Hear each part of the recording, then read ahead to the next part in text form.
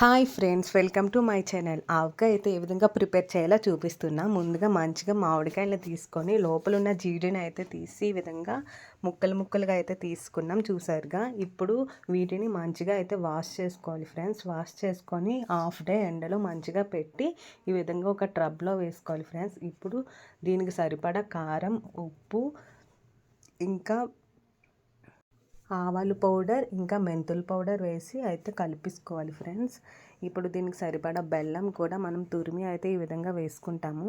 ఇప్పుడు నెక్స్ట్ ఇందులో ground nut, coconut అంటే వేరుశనగల నూనె అయితే ఈ విధంగా వేసి మంచిగా కలిపి అయితే పెట్టుకుంటాం ఫ్రెండ్స్. దీన్ని అయితే నేను 7 days తర్వాత చూసాను, క్యాప్ తీసి చూసారా ఈ విధంగా అయింది. ఇప్పుడు ఈ ముక్కలను అయితే తీసి సెపరేట్ చేసుకోవాలి.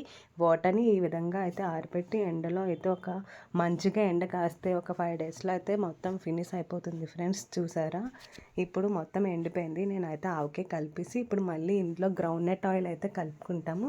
యమ్మీ యమ్మీ ఆవకాయ చూసారా, ఇది 2 years 3 years అయితే నిల్వ ఉంటుంది, మంచిగా ఉంటుంది. ఇంకా ఇంట్లో వెల్లుల్లి కూడా ఇప్పుడు వేసుకోవాలి ఫ్రెండ్స్. నచ్చితే కనుక లైక్ చేయండి.